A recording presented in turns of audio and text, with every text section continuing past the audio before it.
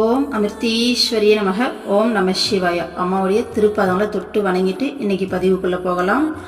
So ஒரு சுவாமினி தன்னுடைய எக்ஸ்பீரியன்ஸை ஷேர் பண்ணியிருக்காங்க. அம்மா கூட சின்ன வயசுலேருந்து இருந்திருக்காங்க. ஸோ அம்மா சின்ன வயசில் பார்த்தீங்கன்னா காளி பாவம் கிருஷ்ண பாவம் கொடுத்ததெல்லாம் கூட இருந்து பார்த்துருக்காங்க. அதுக்கப்புறம் அம்மா முதல்ல புடவை கட்டின அந்த சம்பவம் எல்லாம் அவங்க வாழ்க்கையில் நடந்திருக்கு. அவங்க கூட இருந்து பார்த்துருக்காங்க. அதுக்கப்புறம் அவங்க லைஃப்பில் பர்சனலாக அம்மா எந்த அளவுக்கு சொல்லி கொடுத்து அவங்கள கொண்டு வந்தாங்கன்ற மாதிரி நிறைய சுவாரஸ்யமான தகவல்கள் இன்றைக்கி வீடியோவில் இருக்குது. படிக்கும்போது நல்லா இருந்தது. ஸோ நீங்களும் கேட்டால் ரொம்ப சந்தோஷப்படுவீங்க இல்லையா? ஸோ அதனால் எல்லாருக்கூடயும் ஷேர் பண்ணிக்கலாம் அப்படின்னு சொல்லிட்டு தான் இந்த வீடியோ. எக்ஸ்பீரியன்ஸ் அப்படிங்கிறதால பெருசாக எக்ஸ்பிளைன் பண்ணுறதுக்கு எதுவும் இருக்காது. அவங்களே அழகாக சொல்லியிருக்காங்க. நான் அப்படியே நிதானமாக பொறுமையாக படிக்கிறேன். அப்படியே கேட்டுக்கிட்டே வாங்க. ஸோ அம்மா கூடவே சேர்ந்து அழகாக ஒரு ட்ராவல் போயிட்டு வரலாம். ஓகேங்களா? 1981 நான் அம்மாவை முதலாக தரிசித்தேன். எனக்கு அப்போது 7 வயது. எங்கள் குடும்பம் வருத்தத்தில் ஆழ்ந்திருந்த சமயம் அது. வீட்டின் பின்புறத்தில் கட்டியிருந்த ஒரு கொட்டகையின் உத்தரம் என் பாட்டியின் கையில் விழுந்ததால் அவரது கை உணர்ச்சியற்றதாக ஆகிவிட்டது. பல்வேறு சிகிச்சைகள் செய்த போதும் பலன் இல்லை. அப்போது அம்மா அந்த கையில் ஒரு முறை கருணையுடன் தடவினார். அதன் பின் பாட்டியின் கை உணர்ச்சியை பெற்றது. இந்த நிகழ்ச்சியின் மூலம் என் குடும்பத்தினர் அனைவரும் அம்மாவை இறை வடிவமாக தேவியாக உணர்ந்தனர். அதன் பின் என் தந்தையுடன் நான் ஆசிரமத்திற்கு வர ஆரம்பித்தேன். அமிர்தபுரியில் என்றும் மனதை அமைதியில் ஆழ்த்தும் சூழ்நிலை நிலவியது. ஆன்மீக சாதனைகள் புரிவதற்கு சாதகமான இடம். அந்த இடத்தின் அமைதியை குலைக்க எவ்வளவு பெரிய மக்கள் கூட்டத்தாலும் முடிவதில்லை. தரிசனம் இல்லாத நாள்களில் காற்று வீசுவதால் மரங்களில் உள்ள இலைகள் அசையும் போது எழும் மெல்லிய ஒளி மட்டுமே. அம்மா பெரும்பாலும் களரியின் திண்ணையிலோ ஆசிரமத்தின் முற்றத்திலோ அமர்ந்து தன்னை காண வந்த பக்தர்களுடன் பேசிக் கொண்டிருப்பார். இன்றைய மூத்த துறவிகளான அன்றைய பிரம்மச்சாரிகளில் யாரையும் பார்க்கவே முடியாது.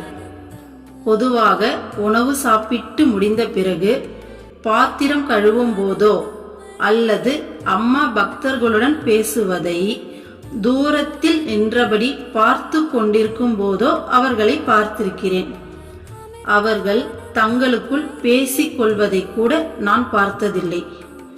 அவர்கள் வசிக்கும் குடில் வழியாக செல்லும் போது அவர்கள் தியானத்தில் அமர்ந்திருப்பதை காண்பதுண்டு. அன்று சிறுமியாக இருந்த எனக்கு ஆசிரமத்தை குறித்தோ குருமார்களை குறித்தோ ஒன்றும் தெரியாது. என்னை பொறுத்தவரை ஆசிரமம் எனது சொந்த வீடு போலவே தோன்றியது. இது ஆசிரமத்தில் எங்கு வேண்டுமானாலும் அம்மாவின் அறைக்கு செல்வதற்கு கூட எனக்கு முழு சுதந்திரத்தை அளித்தது. ஆசிரமத்திற்கு வந்துவிட்டால் நான் எப்போதும் அம்மா உடனேயே இருப்பேன். தரிசனம் இல்லாத நாள்களில் ஒரு நிழல் போல் அம்மா பசுவை கறக்கும் போதும் உணவருந்தும் போதும் ஓய்வாக தலை சாய்க்கும் போதும் என நாள் முழுவதும் நான் அம்மாவுடனேயே இருப்பேன்.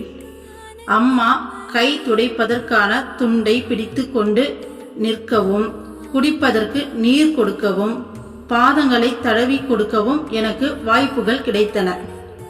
சில வேளைகளில் அம்மா என் மடியில் தலை வைத்து படுப்பதும் உண்டு.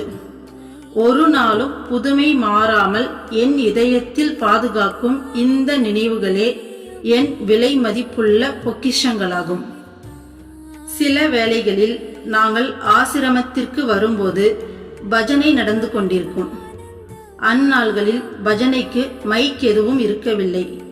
இருப்பினும் காயலின் அக்கறையில் நிற்கும் போதே பஜனை பாடுவது நன்றாக கேட்கும். அக்காலத்தில் பெரிய கட்டிடங்கள் எதுவும் இல்லாதது இதன் காரணமாக இருக்கலாம். பஜனையின் போது அம்மாவையே பார்த்து கொண்டிருக்கும் நம் மனம் சலனமற்று அமைதியாகும். பஜனை முடிந்தால் அம்மா வெகுநேரம் தன்னையே மறந்த நிலையில் அமர்ந்திருப்பார். நான் வந்த ஆரம்ப காலத்தில் வாரத்தில் 3 தினங்களில் பாவ தரிசனம் நடைபெறும். கிருஷ்ண பாவத்தின் முடிவிலும் தேவி பாவத்தின் ஆரம்பத்திலும் அம்மா நடனமாடுவார்.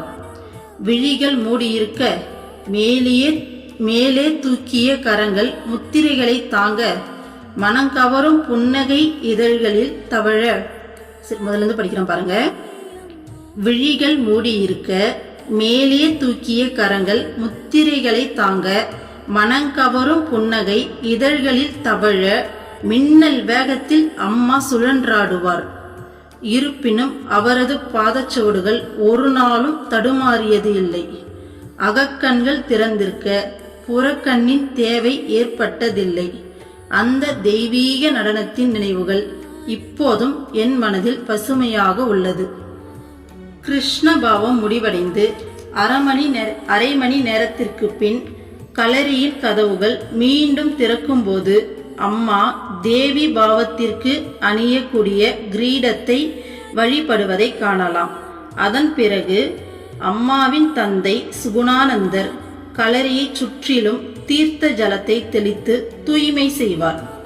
நடை திறக்கும் போது வாளையும் சூலத்தையும் சுழற்றியபடி உக்கிரபாவத்தில் வெளியில் அம்மாவின் உருவத்தை கண்டால் யாரும் அருகில் நெருங்கவே பயப்படுவர். நடனமாடும் போது காளி தேவியை நினைவுறுத்தும் வகையில் அம்மா அட்டகாச குரல் எழுப்புவார். பிரம்மச்சாரிகள் பஜனை பாடுவார்கள். ஒருமுறை அம்மாவை எதிர்ப்பவர்களில் சிலர் அம்மா நடனமாடும் இடத்தில் முற்களை தூவியதாகவும் அம்மா அவற்றின் மீது மலர்கள் மேல் நடனமாடுவது போல் ஆனந்தமாக நடனமாடியதாக அம்மாவின் அக்கா கஸ்தூரி அவர்கள் சொன்னார். மேலும் களரிக்குள் செல்வதற்கு முன் அம்மா தனது கையில் உள்ள வாளால் சுவரில் தொங்கிக் கொண்டிருந்த ஒரு போட்டோவின் கண்ணாடி பிரேமை உடைக்க சிதறிய கண்ணாடி துகள்கள் மீதும் நடனமாடியதாக சொன்னார். இப்படியாக காளியின் உக்கிர பாவத்தை வெற்றி முழக்கத்தை கேட்கவும் காணவும் கூடிய பாக்கியம் அம்மாவை எதிர்த்தவர்களுக்கு கூட கிடைத்தது. நடனமாடியபடி களரிக்கு முன்புள்ள மருதாணி செடி அருகில் செல்வார்.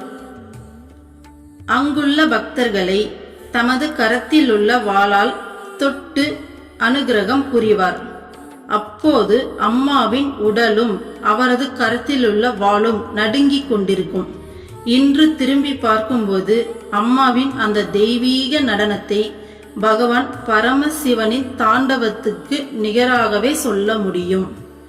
பக்தர்களுக்கு அம்மாவின் நடனத்தோடு தொடர்புள்ள பல அனுபவங்களும் நம்பிக்கைகளும் இருந்தன. யாருக்கு முன்னால் நின்று அம்மா உரத்த குரலில் சிரிக்கிறாரோ அவருடைய வினைப்பயன் நீங்கி விடுகிறது என்று நம்பினார்கள். இதை கேட்ட என் தாய் காந்தி அம்மாவுக்கு அம்மா தனக்கும் இவ்விதம் அருள் புரிய வேண்டும் என்ற விருப்பம் எழுந்தது. அடுத்த நிமிடமே அவரது ஆசையை நிறைவேற்றும் வகையில் அம்மா அவர் முன்னால் வந்து நின்றார். ஆனால் அம்மாவின் உக்கிரமான உருவையும் அவரது உரத்த குரலையும் கேட்ட காந்தி அம்மா பயந்து போய் பின்புறமாக விழுந்து விட்டார். அதிர்ஷ்டவசமாக அவருக்கு பின்னால் ஒரு மண் குவியல் இருந்ததால் அடி எதுவும் படவில்லை. அம்மா நடனமாடும் வேளையில் களரிக்கு முன்னால் உள்ள மணி விடாமல் அடித்துக் கொண்டிருக்கும். பார்க்கவன் என்பவர்தான் இந்த மணியை அடிப்பார். ஒரு முறை அம்மா களரியில் நடனமாடி கொண்டிருந்த போது திடீரென மணியோசை நின்றுவிட்டது.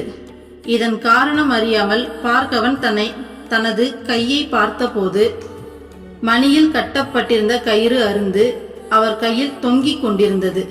அம்மா நடனமாடும் வேகத்தில் அவரது கையில் இருந்த வாள் வீச்சில் கயிறு அறுந்திருக்கிறது. இதிலிருந்து அம்மாவின் கையில் உள்ள வாளின் கூர்மை பற்றியும் அம்மாவின் நடன வேகத்தை பற்றியும் நாம் ஊகிக்கலாம்.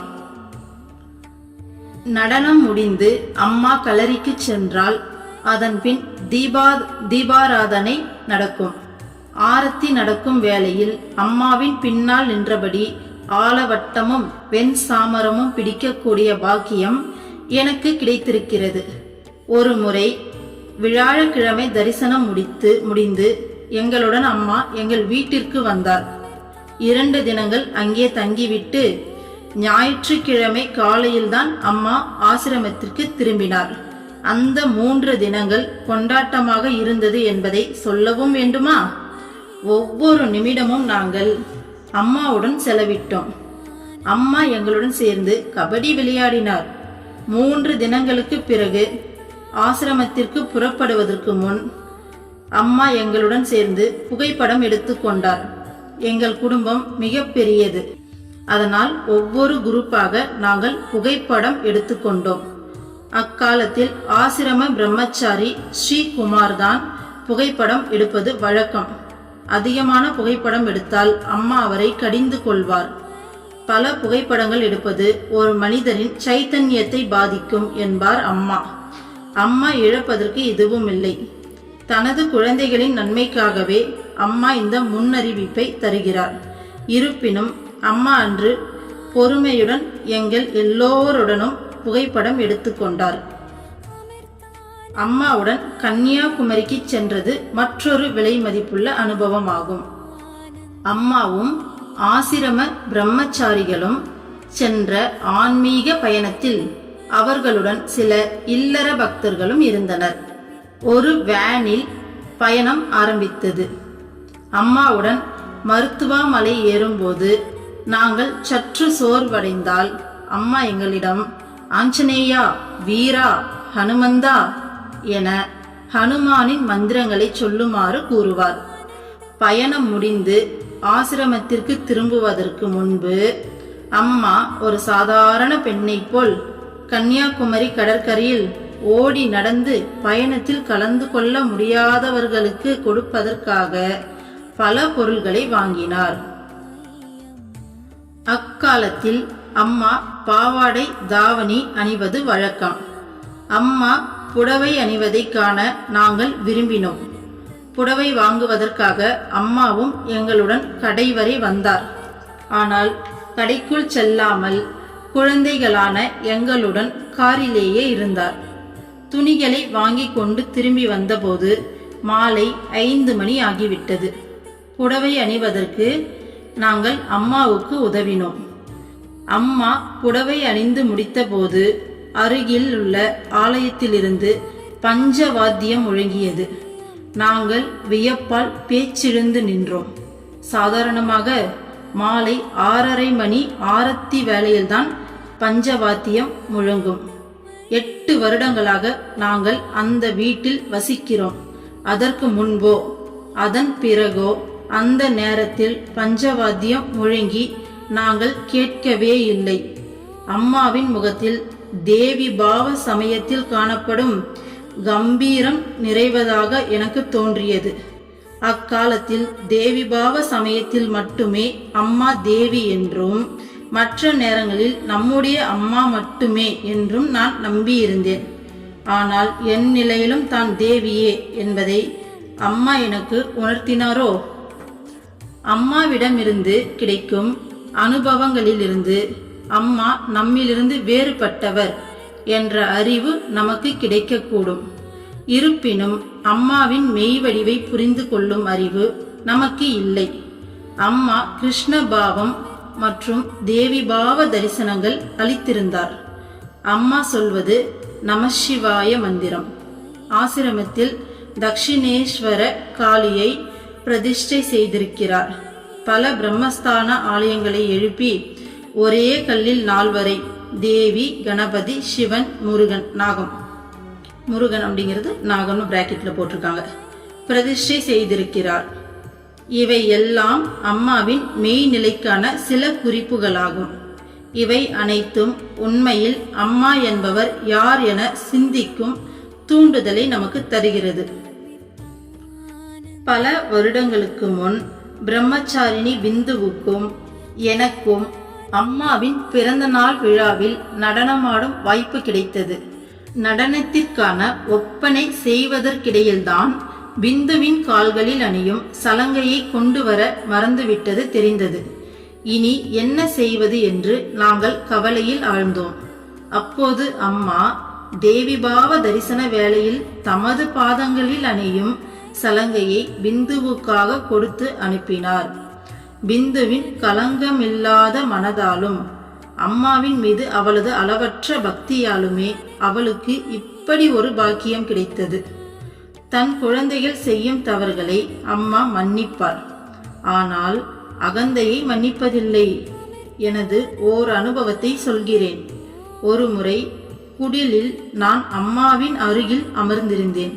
அப்போது எனக்கு சுமார் 8 அல்லது 9 வயதிற்கும்.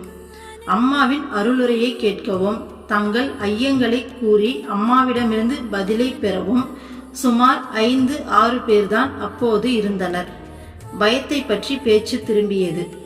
அப்போது விவேகம் சிறிதுமின்றி, நான் அம்மா எப்போதும் என்னுடன் இருக்கிறார், அப்படி இருக்க நான் எதற்கும் பயப்பட மாட்டேன் என வீம்பாக கூறினேன். சில நிமிடங்களுக்கு பிறகு என் பார்வை குடிலின் மேற்கூரை மீது சென்றது. அங்கே ஒரு பாம்பு தலைகீழாக தொங்கிக் கொண்டிருப்பதை கண்டேன். அவ்வளவுதான். குதித்தெழுந்த நான் பாம்பு என்று அலறியபடி குடிலின் வாயிலை நோக்கி ஓடினேன். எனது பயமின்மை எந்த அளவு இருக்கிறது என்பதும் எனது வீண் அகந்தை பற்றிய அறிவும் எனக்கு புரிந்தது. வயதில் சிறியவர் என்றாலும் அவரிடம் கூட அகந்தை எழுவதற்கு அம்மா அனுமதிப்பதில்லை. நம் மனதில் அகந்தை எழும்போதெல்லாம் அதை அடியோடு நீக்க தேவையானவற்றை அம்மா செய்கிறார். தனது அன்பு குழந்தைகள் மீதுள்ள அன்பை அம்மா இப்படிதான் வெளிப்படுத்துகிறார். அம்மா சிலரை சிறிதும் கண்டிக்காமல் விட்டு விடுவதாக நமக்கு தோன்றக்கூடும். ஆனால் நேரம் வரும்போது, அவர்கள் தயாராக ஆகும்போது அவர்களுக்கு தேவையானதை கற்பிக்க அம்மா மறப்பதில்லை. ஒருவேளை நமது தவறுகளை திருத்துவதற்கு நாம் அம்மாவுக்கு வாய்ப்பளிக்கவில்லை என்றால் காலமும் இயற்கையும் அதை செய்யும். அது நமக்கு அதிக வேதனையை தருவதாக இருக்கும். ஆகவே அம்மாவின் ஒவ்வொரு வாக்கும் செயலும் தன் குழந்தைகளின் நலனுக்காகவே என்பதை புரிந்து கொண்டு நம்மை வார்த்தெடுக்க அம்மாவை அனுமதிப்பதே நமக்கு நன்மை பயக்கும். என் மனதில் உள்ள இனிய நினைவுகளில் சில அம்மாவுடன் செய்த பயணத்தில் கிடைத்தவை. ஒருமுறை தமிழ்நாடு பயணத்தின் போது நாங்கள் பவானி நதியில் குளிப்பதற்காக இறங்கினோம். இந்த நதியில்தான் பல ஆசிரமவாசிகளுக்கு அம்மா நீச்சல் கற்பித்தார். எங்கள் கைகளை தமது தோள்களில் வைக்க சொல்லி நீந்துவது எப்படி என்பதை அம்மா கற்பிப்பார். பின்னர் அம்மா எங்களின் ஒவ்வொருவரின் முகத்திற்கும் சோப் போட்டு விடுவார். இங்க நாம தான் கூட இருக்கத அப்படியே கற்பனை பண்ணிக்கோங்க. நமக்கு தான் ஒரு 8 வயசு ஆகுது, அம்மா அப்பதான் ஒரு 25 வயசுல வந்துட்டு இருக்காங்க. நம்ம கூட போயிருக்கோம். ஸோ நாம தான் அம்மா கூட சேர்ந்து குளிச்சிட்டு இருக்கோம். நம்மளோட கையெடுத்து அம்மா வந்துட்டு அவங்களோட தோல் மேல வச்சு நம்மளை குளிக்க வைக்கிறாங்க. நம்ம முகத்துக்கெல்லாம் அம்மா சோப் போட்டு விடுறாங்க. அப்படியே கற்பனை பண்ணிக்கோங்க. செமையா இருக்கு பாருங்க. எவ்வளவு பெரிய பாக்கியம் இல்ல.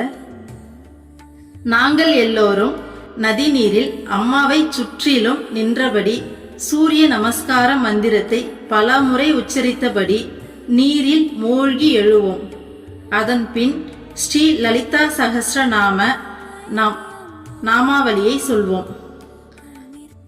அன்றளர்ந்த தாமரையாக நடுவில் நிற்கும் அம்மா கைகள் முத்திரை தாங்க கண்களை மூடி இடையிடையே நீரில் மூழ்கி எழுவார். ஸோ அம்மா நம்ம முகத்துலாம் சோப் போட்டு விட்டாங்க. இப்போ தண்ணியில் முக்கி எஞ்சி நம்ம சூரிய நமஸ்காரம்லாம் சொல்லிட்டு லலிதா சகஸ்ரநாமாவளி சொல்றோம்.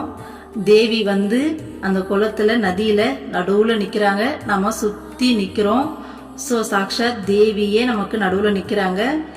நாம லலிதா சகஸ்ரநாமாவளி ஒவ்வொன்னா அம்மாவை பார்த்து சொல்றோம்.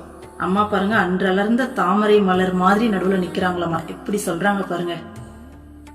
அம்மா கையில சின்முத்ரா தாங்கிட்டு நடுவுல தண்ணில மூழ்கி ஏஞ்சிக்கிறாங்க நம்ம சொல்லும் போது. ஓகேங்களா? அதன் பின் அம்மா அம்மா அம்மா என உரத்த குரலில் அழைத்தபடி நதியில் மூழ்கி எழுமாறு சொல்வார். சோ நாம தான் அம்மா அம்மான்னு சொல்லி கத்தி என்ன பண்றோம், நம்ம தண்ணில மூழ்கி ஏஞ்சிக்கிறோம். ஓகேங்களா? அம்மாவும் எங்களுடன் சேர்ந்து கொள்வார். இப்படியாக சுமார் 3 மணி நேரத்திற்கும் மேலாக அம்மாவுடன் குளிப்பதுண்டு. 3 மணி நேரத்துக்கு மேல ஓகே. வானில் உள்ள தேவர்கள் கூட அந்நாட்களில் எங்களை பார்த்து பொறாமைப்பட்டிருக்க கூடும். அப்படியே வீடியோவை பாஸ் பண்ணிட்டு ஒரு 10 நிமிஷம் அம்மா கூட விஷுவல்ல போய் குளிச்சுட்டு வந்துருங்க. வந்துட்டு அடுத்து கண்டினியூ பண்ணுங்க. எப்படி சொல்லியிருக்காங்க பாருங்க. அடுத்தது, ஒரு முறை ஒரு வட இந்திய பயணத்தின் போது நாங்கள் நர்மதா நதியில் குளிக்க இறங்கினோம். நதியில் இறங்கிய அம்மா தன்னை தொடர்ந்து நதியில் இறங்கும் எங்களை பார்த்து, குழந்தைகளே, அம்மா நதியின் ஆழம் எவ்வளவு இருக்கிறது என்று பார்க்கிறேன். அதுவரை யாரும் என்னை பின்தொடர்ந்து வர வேண்டாம். அம்மா கூப்பிடும் போது வந்தால் போதும் என்றார். இப்படி சொல்லிவிட்டு நீச்சல் தெரிந்த சில வெளிநாட்டு பக்தைகளுடன் அம்மா நதிக்குள் முன்னேறி சென்றார். சிறிது நேரத்திற்கு பிறகு அம்மா தூரத்தில் நீந்துவதை நாங்கள் கண்டோம். அதை கண்ட எங்களை கட்டுப்படுத்திக் கொள்ள முடியவில்லை. அம்மா சொன்னதை மறந்து நாங்கள் மெல்ல நதியில் இறங்கினோம். திடீரென நதியின் ஆழம் அதிகரிக்கவே நிலை தடுமாறி எங்களில் பலர் நீரில் மூழ்க ஆரம்பித்தோம். நான் நீரில் மூழ்கிக் கொண்டிருந்த போது யாரோ என் முடியை பிடித்து தூக்கினார். கண்களை திறந்து பார்த்தபோது அது அம்மா. என் மனம் அமைதியடைந்தது. அம்மா என்னை ஒருவர் கையில் ஒப்படைத்து விட்டு நீரில் மூழ்கி கொண்டிருந்த பிறரை நோக்கி நீந்தி சென்றார். சோ இது ஒரு எக்ஸ்பீரியன்ஸ். அடுத்தது, அம்மாவின் அருளால் 1991 நான் ஆசிரமத்தில் வசிக்க ஆரம்பித்தேன். பாருங்க, ஸ்டார்டிங்ல 1981 சொன்னாங்க. அப்ப அவங்களுக்கு 7 வயசுன்னு சொன்னாங்க. ஸோ 1991 இப்போ 17 வயசுல ஆசிரமத்தில் வசிக்க ஆரம்பிக்கிறாங்க. ஆரம்ப நாள்களில் நான் எப்போதும் குறைப்பட்டு கொள்வது வழக்கம். பிறரிடம் பேசுவது போல் அம்மா என்னுடன் பேசுவதில்லை, என் மீது அன்பு காட்டுவதில்லை போன்ற குறைகளே அவை. விரைவில் அம்மா எங்களில் சிலரை சில ஆசிரம கிளைகளுக்கு அனுப்பி வைத்தார். அதை எண்ணியும் நான் வருந்தினேன். அம்மா சொன்னபடி நான் ஆசிரம கிளைகளுக்கு சென்றாலும் மனதில் பல கேள்விகள் எழுந்தன. அம்மா ஏன் சிலரை மட்டும் வெளியில் அனுப்புகிறார்? இன்னும் எத்தனையோ பேர் இருக்கிறார்களே, அவர்களை அனுப்பலாம் அல்லவா? ஒருவேளை அம்மாவுக்கு என் மீது அவ்வளவு அன்பு இல்லை போலும் இருக்கிறது. இது போன்ற குற்றங்களால் நிறைந்த பல கடிதங்களை அந்த நாட்களில் நான் அம்மாவுக்கு எழுதி வந்தேன். நாளடைவில் அம்மா எனக்கு உண்மையை புரிய வைத்தார். ஒவ்வொருவருக்கும் அவரவருக்கே உரிய கர்மங்கள் உள்ளன. நமது இயல்பு மனோவாசனைகளுக்கு ஏற்ப அம்மா நமக்குரிய சேவைகளை ஒப்படைக்கிறார். நம் மனோவாசனைகளை எதிர்கொள்ளக்கூடிய சூழ்நிலைகளை நேரிடவும் அதன் மூலம் நம் இயல்பில் மாற்றங்களை கொண்டு வரவும் அம்மா நமக்கு வாய்ப்பளிக்கிறார். நமது குறைகளை நாம் அறிந்து திருத்திக் கொள்ள நமக்கு உதவுகிறார். விவேகத்துடன் நோக்கினால் இந்த சூழ்நிலைகள் எல்லாம் விலை மதிப்புள்ள வாய்ப்புகளே என்பதையும் அவற்றின் மூலம் அம்மா நமக்கு கற்பிக்க முயலும் பாடம் எது என்பதையும் நம்மால் புரிந்து கொள்ள முடியும். அம்மாவின் ஒவ்வொரு செயலும் நமது நன்மைக்காகவே என்பதை நாம் உணர மறுத்தால் நாம் தான் துன்பப்பட நேரும். அன்றைய என் மனநிலையில் இருந்த தவறுகளை இப்போது நான் புரிந்து கொள்கிறேன். ஆனால் அப்படி புரிந்து கொள்ள எனக்கு பல வருடங்கள் தேவைப்பட்டன. இங்குதான் ஒரு குருவின் எல்லையற்ற பொறுமையின் மகிமை நமக்கு புரிகிறது. அம்மா எப்போதும் சொல்லும் குருவின் பொறுமையே சீடனின் பாதுகாப்பு. குருவிண்ட மலையாளத்தில் எழுதியிருக்காங்க, ஷமயானு சிஷ்யண்ட ரக்ஷ என்பதன் பொருளும் இதுவே. அம்மா நம்மிடம் ஒப்படைக்கும் சேவையை முழு மனதுடன் செய்யும் போது நம் மனம் தூய்மை அடையும். வார்த்தைகளுக்கு எட்டாத திருப்தியும் கைவரும். சில வேளைகளில் நான் மட்டும் இல்லை என்றால் இதை வேறு யார் செய்வார்கள் என்று நமக்கு தோன்றக்கூடும். அது நமது அகந்தையின் குரல் ஆகும். உண்மையில் நம் மனோவாசனைகள் நீங்கவும் மன தூய்மை பெறவும் அம்மா கருணையோடு நமக்களிக்கும் வாய்ப்புகளே இவை என்பதை நாம் மறந்துவிடக் கூடாது. ஆசிரமத்தின் மூத்த சுவாமிகளும் சுவாமினிகளும் அக்காலத்தில் ஆசிரமத்தின் எல்லா சேவைகளிலும் ஈடுபட்டனர். 8 மணி நேரம் தியானித்தனர். குறிப்பிட்ட எண்ணிக்கையில் மந்திரம் ஜெபிக்கவும் அவர்கள் மறந்ததில்லை. அவர்களில் யாரும் சேவை அதிகமாக இருப்பதாக குறை கூறியதில்லை. ஆனால் சிறிது காலத்திற்கு பின் வந்த பிரம்மச்சாரிணிகளை அம்மா வெகுநேரம் தியானிக்குமாறு சொல்லவில்லை. ஏனெனில் அந்தளவு கடினமான சாதனைகளில் மூழ்க அவர்களால் முடியாது என்பதை அவர் அறிந்திருந்தார். மாறாக ஒவ்வொருவரின் இயல்புக்கேற்ற சேவையில் அவர்களை ஈடுபடுத்தினார். அதற்குரிய சூழ்நிலைகளை அவர் உருவாக்கினார். மனதை ஏதாவது ஒரு செயலில் ஈடுபடுத்தாவிடில் அது நம்மை வழி தவறச் செய்யும். சேவை செய்வது நம் முன்னேற்றத்திற்காகவே என்பதை நாம் மறந்துவிடக் கூடாது. பகவத்கீதையில் பகவான் ஸ்ரீ கிருஷ்ணர் சொல்வது, ஸ்லோகா கொடுத்து மீனிங் கொடுத்திருக்காங்க. ஏமே மதமிதம் நித்யம் அனுதிஷ்டந்தி மானவாக ஸ்ரத்தா வந்தோ அனசுயந்தோ முச்யந்தே தே அபிகர்மபிஹ.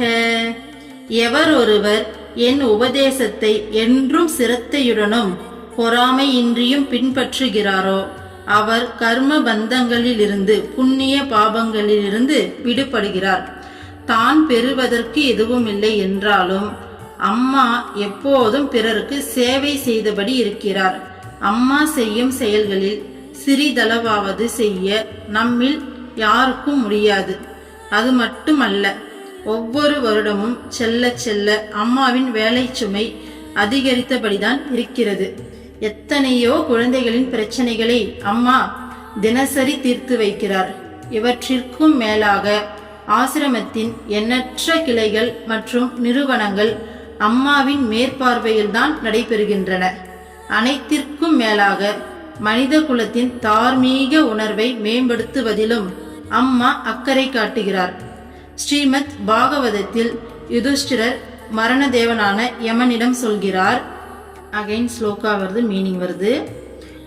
அஹன் யஹனி பூதானி கச்சந்தி இஹ யமாலயம் சேஷா ஸ்தாவரம் இச்சந்தி கிமாச்சர்யம் அதஹ பரம். பல்லாயிரக்கணக்கான மக்கள் தினமும் யமபுரிக்கு செல்கின்றனர். அதை காணும் போதும் மீதமுள்ளவர்கள் நிலையற்ற போக சுகங்களையே நாடுகிறார்கள். இதைவிட வியப்பை அளிப்பதாக வேறு என்ன இருக்கக்கூடும்? இதைவிட அதிகமாக நான் வியப்படையும் விஷயம் ஒன்றிருக்கிறது. இன்று அம்மாவின் அளவற்ற அன்பையும் கருணையையும் நாம் அனுபவித்துக் கொண்டிருக்கிறோம். அம்மா வாழ்வில் எப்படி மாற்றங்களை ஏற்படுத்தி வருகிறார் என்பதை நாம் அறிகிறோம். மனித சக்திக்கு அப்பாற்பட்ட அம்மாவின் செயல்பாடுகளுக்கு சாட்சிகளாக இருக்கிறோம். இருந்த போதும் அம்மா யார் என்ற உணர்வு நமக்கு இருக்கிறதா? உண்மையை சொல்வதென்றால் இதுவரை எனக்கு அந்த உணர்வு முழுமையாக ஏற்படவில்லை என்றே சொல்ல வேண்டும்.